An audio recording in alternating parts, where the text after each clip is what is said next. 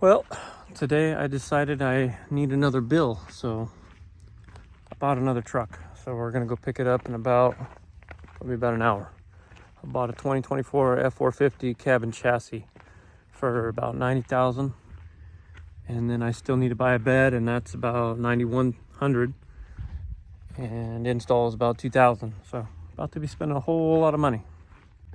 Just means I need to pick up my hustle a lot harder. It's basically going to be this, but 2024. The only difference is it's going to be a Lariat, and it's just cabin chassis. This is actual, like a normal truck that you would buy as an F-350. It's just badged with 450 and higher weight rating and different axles on it. But yeah, time to go buy another truck. Oh, Tesla, here they come for you. Maybe. Yeah, but he was speeding, and here comes the highway patrol. Come on, Mr. Policeman. Oh, yes, sir. Gonna get the Tesla. Gonna pull him over. He's trying to get away. He's like, no. Yep. Gonna pull you over. Bam! Gotcha.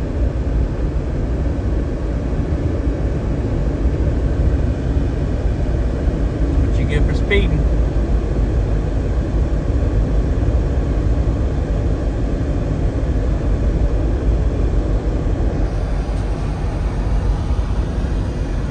Sucks to be you. Here it is. That's what a $90,000 truck looks like. When I paid $78,000 for the other one 4 years ago. Oh boy. Alright, I just bought a new truck to replace the Chevy truck that I have. I have a 2008 Chevy Duramax 3500 dually, and it is just a POS. So it can't tow, it can't stop. It's always having issues with electrical. It's got manual windows. It's nothing compared to these Fords. I still have the Chevy, but I'm gonna sell it. And then I'm gonna make this truck identical to this truck. I'm gonna get the bumper, the winch.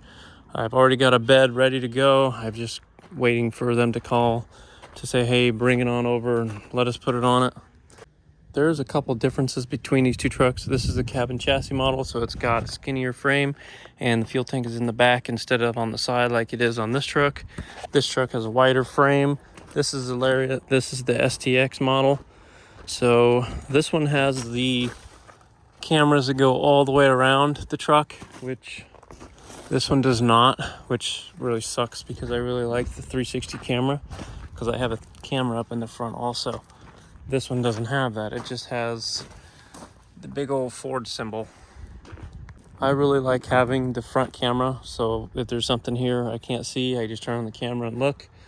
This, obviously you can't. So it only has a backup camera, and it's got little lights that are in here that turn bright, and there's a light under there, which I could care about the lights. I'd rather have a camera. But you get what you get. This one has the center console here, or you can't sit there. This one has it where you can. I like that I can flip this up and put a third person there, but I don't ever really put anybody there, so that is what it is. This one does not have carpet. This one has carpet. That's what you get when you buy the cabin chassis model. I did get a giant screen in this thing though. It's pretty cool. And leather. This one's just like that cloth material. Smaller screen. The back area has this thing, which I'm probably going to pull out because I don't really like it. Mine doesn't have that. But can't even see in there because I've got so much crap in there. So this truck was $90,000. And the bed itself is going to be 11,000 something installed. I paid in 2020 for this truck, I I think 74,000 with everything. But the bed was separate, so the bed was another like $7,500. But the fuel tank that's on here, 50 gallon, I'm gonna take it off the Chevy and put it on this one.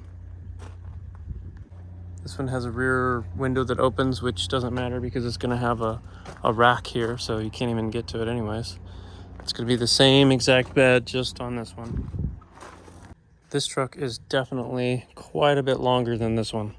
From the center of the wheel to the center of the wheel, we got 17 feet.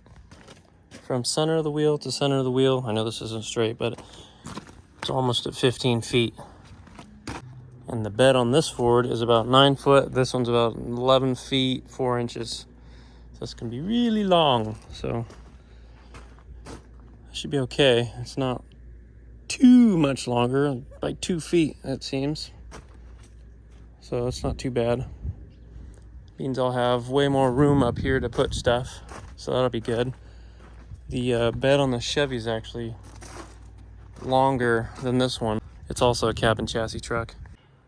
So for the Chevy here, this is a 2007.5 year truck. So it's basically a 2008. It has a 6.6 Duramax turbo diesel engine. It is a cab and chassis. It's 4-wheel drive. It is lifted. It has a 6-speed Allison transmission, and it is a dog. It's gutless. I think it has a 373 gearing, and it does not like to climb. It does not really like to tow, and it sure the heck doesn't like to stop. The back of the bed here, it's got a lot more space here to put whatever. But that just means that we're closer to the actual gooseneck, so there's less room here to walk between this truck and the Ford. The Ford has way more room to walk behind the trailer and the truck. But this truck has an issue with the axle. So if you might be able to see it or might not. There's more space here than there is there.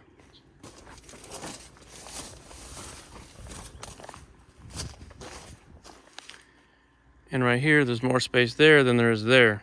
So this axle is twisted. I don't know if it's bent. I don't know if the frame's bent. But all I know is it eats the bearings on the passenger side. And when you're driving down the road and you're looking in the mirror, you only see one side of the trailer because it's so off. But I mean, this truck runs. It's done its job, but I'm just so tired of it. The actual trailer hitch wiring system that's in here always disconnects from the actual trailer. So I'll have trailer brakes and I'll hit brakes a couple times here and there, and then I will not have brakes. It'll say trailer brake system error. And I've gone over it a couple times and I'm just tired of dealing with that. The other main issue that I have is this back tank does not always put fuel into this tank. There's a little electric fuel pump that pumps from back to front, and it doesn't always do that. Sometimes you'll hit it running, sometimes you won't. So this tank is always pretty much full. This tank, the fuel sending unit, doesn't always show accuracy in the fuel tanks. The other problem is when I first bought this truck, I paid $5,000 for it, and it had a cracked crank. I bought this 2007 Chevy 3500 with a bad motor in it. I wasn't exactly sure what was wrong with it, but I tore it all down after I pulled it out, and it's got a broken crankshaft. So there it is right there. It's broke. So it's no good. Bad motor. Now I gotta get another motor and slap it back in there and hope it doesn't do the same thing. So the guy said, oh yeah, it's just a harmonic balancer, and I couldn't get it to turn over when I was there. The batteries just weren't strong enough. So I was like, whatever, I'll just take my chance. Well, I needed a motor. So I ended up getting a motor from a friend, tried to order parts for it. Didn't get those parts for like a year. By then I had already bought a whole nother truck for just the motor. So the motor is sitting in here, and luckily both engines had the same amount of miles on it. All right, I just bought this truck yesterday. And it's kind of a beater, so I'm gonna use this motor out of it for my other truck. There's a motor sitting right there next to the bike, but I've been waiting on parts for months and months and months, and I don't know when they're coming. So we just got that motor out. I'm gonna put it in this truck over here.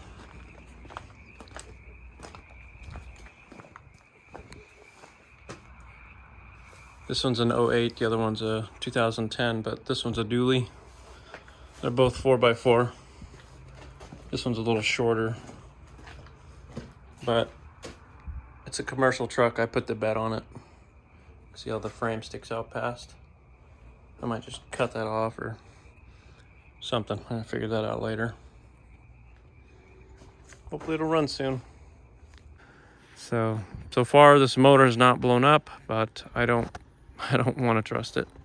All right, that does it for this video. I know it's kind of short, but when I get the bed on the truck, I'll actually make a review video of both Ford F-450s compared to each other. But for right now, the Chevy's junk, Dodge is junk. I don't really think they're that great at towing things. I've driven the Ford for years and it hasn't let me down yet.